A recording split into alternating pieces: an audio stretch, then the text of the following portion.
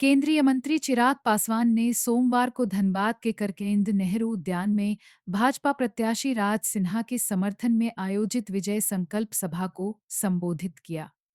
सभा में चिराग पासवान ने अपने पिता स्वर्गीय रामविलास पासवान के संघर्षों को याद करते हुए कहा, जब तक चिराग पासवान जिंदा है, आरक्षण और संविधान पर कोई आंच नहीं आने दूंगा। चिराग पासवान ने झारखंड सरकार पर तीखा हमला करते हुए कहा कि जेएमएम कांग्रेस गठबंधन की सरकार ने राज्य को भ्रष्टाचार और लूट का अड्डा बना दिया है। मुख्यमंत्री हेमंत सोरेन पर आरोप लगाते हुए उन्होंने कहा कि गरीबों का पैसा लूटकर सरकार अपने घर भरने में लगी है। उन्होंने यह भी कहा कि इस सरकार ने युवाओं को 5 लाख नौकरियों का वादा करके 5 साल तक ठगा। चिराग ने कहा, राज्य में महिलाओं की सुरक्षा पर सवाल खड़े हो गए हैं और झारखंड को बचाने के लिए भाजपा की सरकार बनाना जरूरी है। चिराग पासवान ने सभा में राम मंदिर का जिक्र करते हुए कांग्रेस पर निशाना साधा। उन्होंने कहा, 2200 वर्षों तक भगवान राम खुले आसमान के नीचे रहे, लेकिन कांग्रेस की सरकारों ने कभी उनकी सुध नहीं ली। भाजपा की सरकार ने न सिर्फ राम मंदिर बनाया, बल्कि करोड़ों राम भक्तों का सपना भी पूरा किया। चिराग पासवान ने युवाओं को भाजपा के पक्ष में वोट देने की अपील करते हुए कहा, चिराग बनकर घर घर जाएं और भाजपा प्रत्याशी राज सिन्हा को ऐतिहासिक जीत दिलाएं। उन्होंने 20 नवंबर को मतदान में भाजपा को हर वोट देने की अपील की। विजय संकल्प सभा में धनबाद के पूर्व सांसद पाशुपतिनाथ सिंह और आसनसोल की विधायक अग्निमित्रा पॉल भी मौजूद रहे। मंच पर अग्निमित्रा पॉल ने मयूर शेखर झा को भाजपा का पटका पहनाकर स्वागत किया। सभा के दौरान केंद्रीय मंत्री चिराग पासवान का माला पहनाकर जोरदार स्वागत किया गया। धनबाद विधानसभा चुनाव में भाजपा का यह प्रचार अभियान बड़े नेताओं की सक्रियता और समर्थकों की भारी भीड़ के साथ और मजबूत हो गया है। अब देखना यह है कि भाजपा की यह रणनीति आगामी चुनावों में कितनी कारगर साबित होती है।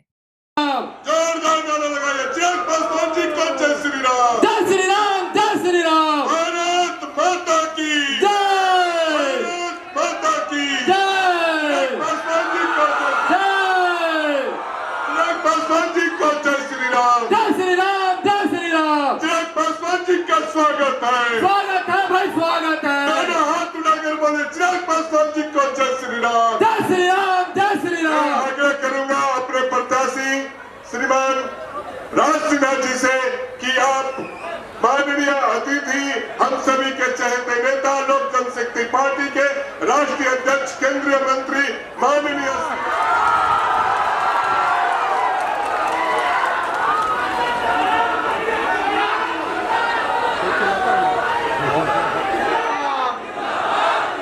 चिराग पासवान जिंदाबाद, नरेंद्र मोदी जिंदाबाद, नरेंद्र मोदी जिंदाबाद।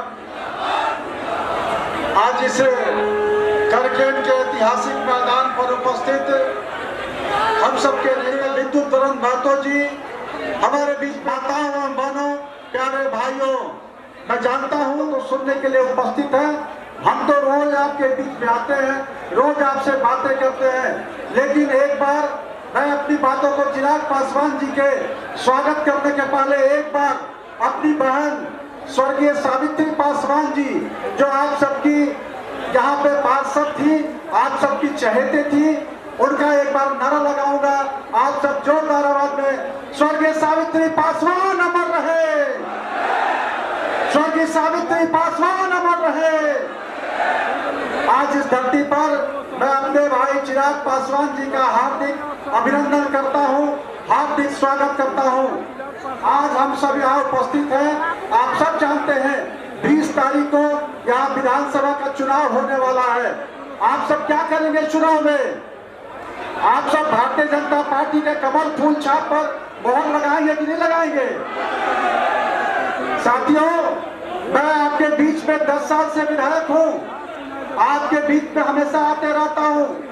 मैं आपका कुछ काम किया होगा, नहीं भी किया होगा, आपके बीच में खड़ा रहता है। दूसरे तरफ साथियों, आपके बीच में एक और प्रत्याशी है।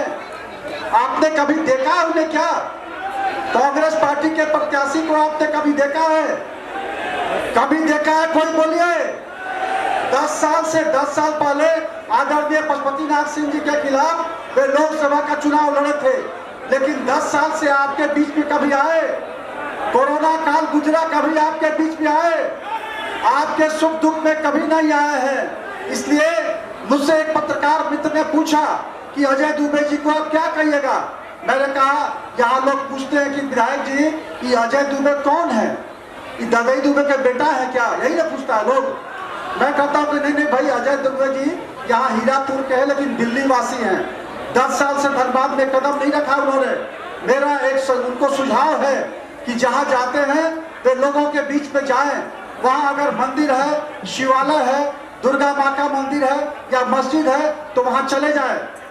दुर्गा माँ का चरण छुए, शंकर जी का शिवलिंग छुए या प्रेस कॉन्फ्रेंस के माध्यम से लोगों को वो बताएं कि अगर चुनाव हारेंगे तो अगले 5 साल वो फिर यहाँ लोगों के साथ रह करके सुख दुख में भागीदारी बनेंगे। लेकिन मैं जानता हूँ ऐसा नहीं करेंगे। यह कांग्रेस पार्टी का चरित्र है। कीर्ति आजाद चुनाव लड़े, चुनाव हारे, उसके बाद गायब हो गए। अजय दुबे लोकसभा का चुनाव लड़े, 10 साल तक गायब रहे। इस बार फिर चुनाव हारेंगे तो परमानेंट दिल्ली चले जाएंगे। भेजेंगे ना दिल्ली उनको? अजय दुबे को परमानेंट दिल्ली भेजना है कि नहीं भेजना है? बोलिए एक बार जोर से, भारत माता की, भारत माता की। साथियों, आज हमारे केंद्रीय कृषि मंत्री और झारखंड में भारतीय जनता पार्टी के चुनाव प्रभारी आदरणीय शिवराज सिंह चौहान जी भी यहाँ आने वाले थे, लेकिन एक कार्यक्रम में उनको देर हो गई और इसलिए वो आज उन्होंने कहा है कि मैं थोड़ा सा चिराग जी के बोलने के पहले यहाँ के लोगों को मोबाइल से ही अपना संदेश दूंगा। तो अभी मैं शिवराज सिंह चौहान जी को अभी जोड़ता हूँ। आप 5 मिनट उनकी बातों को सुनेंगे और उसके बाद फिर अपने भाई, अपने नेता, लोक जनशक्ति पार्टी रामविलास पासवान जी के राष्ट्रीय अध्यक्ष, केंद्रीय मंत्री चिराग पासवान जी की बातों को आप सुनेंगे।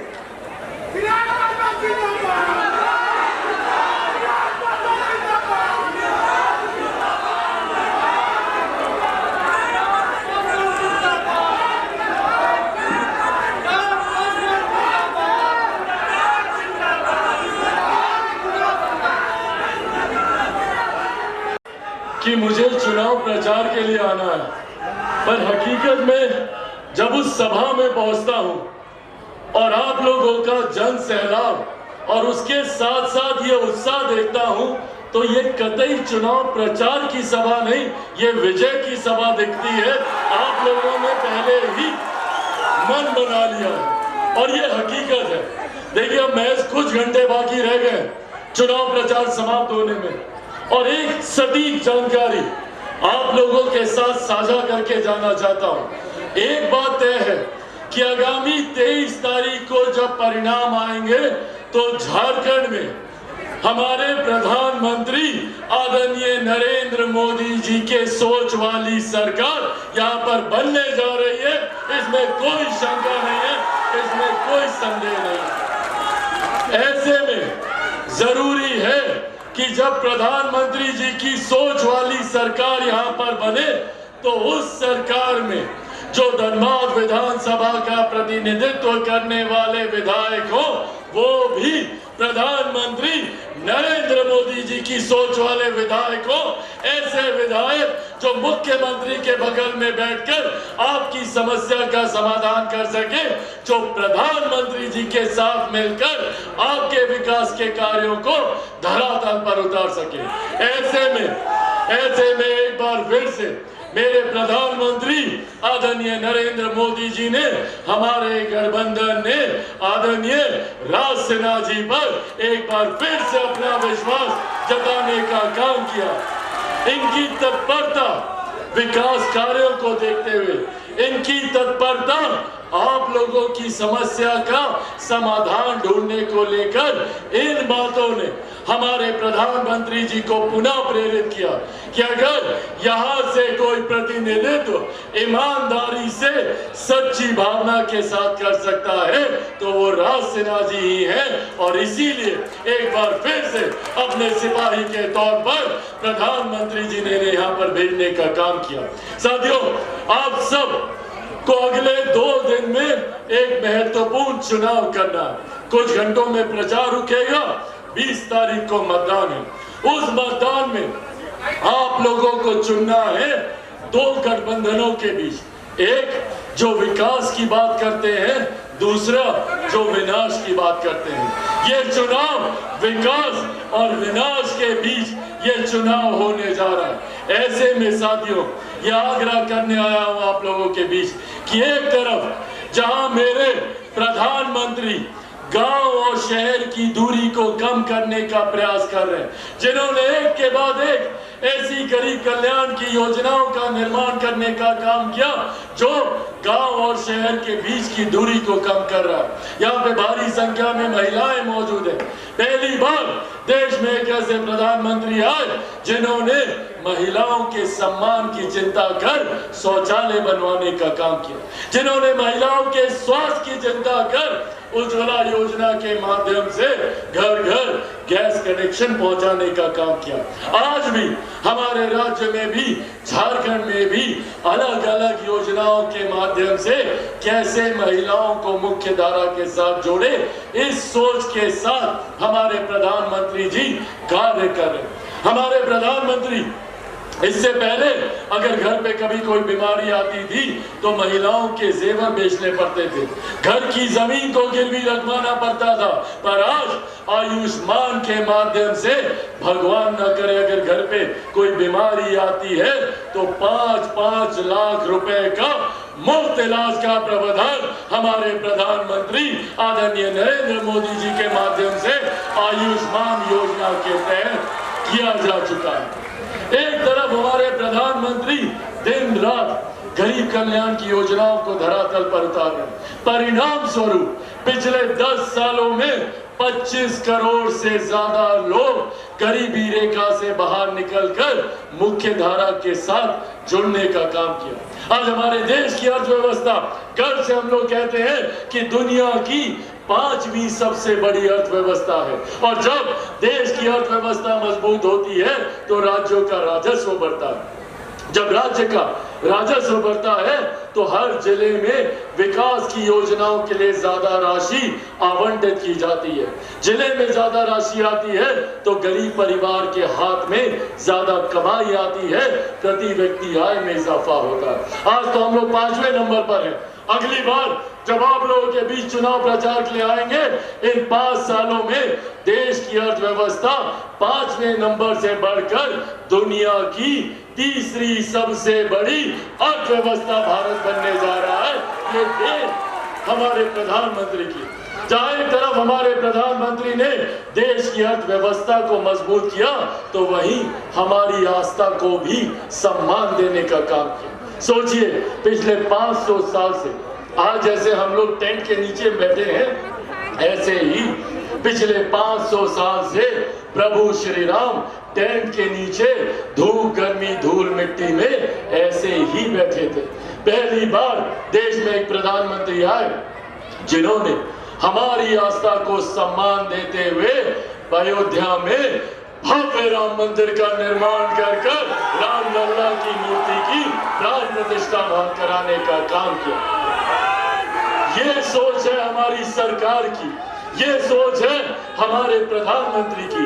आज मुझे गर्व होता है कि देश की ही नहीं, दुनिया की सबसे बड़ी गरीब कल्याण की योजना भारत में चलाई जा रही है, जिसका श्रेय मैं मेरे नेता, मेरे पिता आदरणीय रामविलास पासवान जी को भी देता हूं। उस वक्त उस विभाग के वो मंत्री थे जिस वक्त प्रधानमंत्री गरीब जन कल्याण अन्न योजना का निर्माण किया गया, जिसके तहत आज भी भारत में 80 करोड़ लोगों को मुफ्त में अनाज दिया जा रहा है। ये देन हमारे प्रधानमंत्री आदरणीय नरेंद्र मोदी जी की। साथियों, एक तरफ हमारी सरकार जो एक के बाद एक गरीब कल्याण की योजनाओं को धरातल पर उतारने का काम कर रही है, तो वहीं दूसरी तरफ विपक्ष, कांग्रेस, जेएमएम, राजद जैसे लोग सिर्फ झूठा प्रचार कर हम लोगों को डरा कर, बहका कर हम लोगों का मत हासिल करने का काम करते हैं। आजकल आप देखे होंगे कांग्रेस के नेता राहुल जी के हाथ में संविधान लेकर घूमते हैं। क्या बोलते थे लोकसभा में कि नरेंद्र मोदी जी तीसरी बार प्रधानमंत्री बने तो संविधान की हत्या हो जाएगी। कौन से संविधान की हत्या हो गई? और आज जिस संविधान की प्रतिलिपि ये लोग लेकर घूमते हैं, पूछिए इन लोगों से, जब 89 तक संविधान के रचयिता, संविधान के निर्माता डॉक्टर बाबा साहेब भीमराव अंबेडकर की एक तस्वीर तक इन लोगों ने भारत की संसद में नहीं लगने दी। लगातार निरंतरता में आजादी के बाद कांग्रेस की सरकार थी, एक के बाद एक इनके प्रधानमंत्री थे। उस वक्त इन्होंने इसी संविधान के रचयिता बाबा साहेब की तस्वीर भारत की संसद में नहीं लगने दी। और तो और बाबा साहेब के जीते जी उन्हें जिस तरीके से प्रताड़ित किया गया, उन्हें चुनाव तक हरवाने का काम कांग्रेस के नेताओं के द्वारा किया गया। और आज इन लोगों को संविधान की याद आती है, आज इन लोगों को संविधान की चिंता होती है। तब कहा गया था भारत का संविधान जब इन्होंने सन 75 में आपातकाल लगाकर सही मायनों में संविधान की हत्या करने का काम किया था, सही मायनों में लोकतंत्र की हत्या करने का काम किया। आज ये लोग बात करते हैं आरक्षण की, संविधान की। साथियों, आज आप लोगों के सामने खड़ा होकर मैं चिराग पासवान, मेरे नेता, मेरे पिता आदरणीय रामविलास पासवान जी के संघर्षों की कसम खाकर ये वादा आप लोगों से करके जाता हूं कि जब तक चिराग पासवान जिंदा है, जब तक चिराग पासवान जिंदा है, ना आरक्षण को कोई खतरा है, ना संविधान को कोई खतरा है। ये वादा आप लोगों से करके जाता हूं, पर अगर खतरा है तो ऐसे विपक्षी दलों के गठबंधनों से, इन नेताओं से खतरा है। हमारे वर्तमान को खतरा है, हमारे भविष्य को खतरा है। ये लोग आएंगे तो जितनी गरीब कल्याण की योजनाएं हैं सब बंद कर देंगे। ये लोग नहीं चाहते कि कोई गरीब मुख्य धारा के साथ जुड़े। ये लोग नहीं चाहते कि समाज का जो वंचित वर्ग है वो कभी सम्मान के साथ मुख्य धारा में आए। तभी इन्होंने बाबा साहब की तस्वीर को नहीं लगने दिया, जबकि इनके एक ही परिवार के 3-3 नेताओं की तस्वीर भारत की संसद में थी। भगवान बिरसा मुंडा जी की तस्वीर को इन्होंने भारत की संसद में नहीं लगने दिया। आज जब मेरे प्रधानमंत्री शान के साथ, गर्व के साथ, गौरव के साथ बिरसा मुंडा जी की 150वीं जयंती दिवस समारोह पर जनजातीय गौरव दिवस का आयोजन करते हैं, तो इन लोगों को तकलीफ होती है कि क्यों देश के प्रधानमंत्री समाज के सबसे वंचित वर्ग को इतना सम्मान दे रहे। आज हमारे प्रधानमंत्री जी की वजह से आज समाज के सबसे वंचित वर्ग से आने वाली महिला देश के सर्वोच्च पद पर विराजमान है। मां महिम राष्ट्रपति के रूप में वो वहां पर विराजमान है। ये देश, ये सोच हमारे प्रधानमंत्री नरेंद्र मोदी जी की है। साथियों, अब ये जिम्मेदारी हम सब की बनती है कि प्रधानमंत्री जी की इस सोच को और मजबूती दें। प्रधानमंत्री जी की इस सोच को ताकत देने की जिम्मेदारी हम सब के ऊपर है। और हकीकत है, जिस राज्य में डबल इंजन की सरकार होती है, उस राज्य को विकास करने से कोई नहीं रोक सकता। और एक बार फिर झारखंड की जनता ने डबल इंजन की सरकार झारखंड को देने का मन बना लिया है। इसीलिए साथियों, बस ये विनम्र आग्रह करने आया हूं। और मैं जानता हूं कि आप सबने भी मन बना लिया है कि यहाँ से राज सिन्हा जी को आप लोग भारी मतों से विजयी बनाकर बिहार, झारखंड की विधानसभा में भेजने का काम करेंगे। कीजिएगा ना? जाइएगा ना 20 तारीख को मतदान करने? अकेले जाइएगा? सबको लेकर जाना है। घर गांव में कोई छूटना नहीं चाहिए। चाचा चाची, दादा दादी, नाना नानी, यार दोस्त, अड़ोस पड़ोस, रिश्तेदारी, सबको लेकर जाइएगा। और जाकर कितना नंबर पे बटन दबाइएगा? सबको पता है 3 नंबर, सबको पता है। दिखाइए एक बार सब लोग 3 नंबर, 3 नंबर पर। और कौन से छाप पर बटन दबाइएगा? कमल छाप पर। कमल छाप पर जब बटन दबाइएगा तो वो बटन सीधा हमारे प्रधानमंत्री आदरणीय नरेंद्र मोदी जी की झोली में जाएगा, उनको मजबूती देने का काम करेगा। साथियों, आज इस सभा में मंत्रिमंडल में मेरे वरिष्ठ सहयोगी और मध्य प्रदेश के पूर्व मुख्यमंत्री आदरणीय शिवराज सिंह जी को भी यहाँ पर आना था, पर किसी कारणवश वो नहीं आ पाए। अभी थोड़ी देर पहले वो अपना भाषण फोन के माध्यम से यहाँ पर दे रहे थे, पर नेटवर्क में परेशानी होने की वजह से उनकी बातें आप तक पहुंच नहीं पाई। तो उन्होंने मुझसे विशेष तौर पर यह आग्रह किया है कि उनकी तरफ से भी आप सबसे विनम्रता पूर्वक हाथ जोड़कर यह आग्रह करूं कि आप सब 20 तारीख को 3 नंबर पर कमल छाप पर बटन दबाकर आदरणीय राज सिन्हा जी को भारी मतों से यहां से विजय बनाने का काम करें। सब लोग का आशीर्वाद है ना? तो एक बार जोरदार ताली बजाकर अपना आशीर्वाद दे दें। बहुत बहुत धन्यवाद साथियों। जय हिंद, जय झारखंड।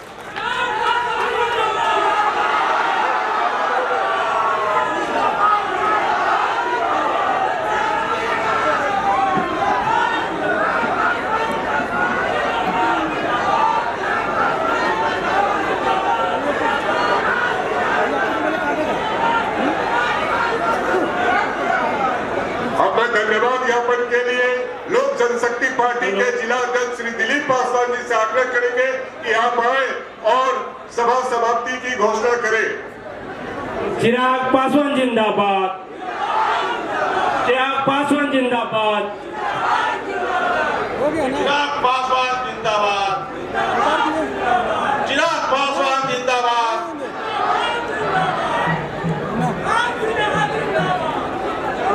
मंच से बोल दिया, वो अपना भाषण टेप के माध्यम से अपना भाषण दे दिए, रिकॉर्डिंग के माध्यम से। हटा दिया ना, हटा देना, हटा दें।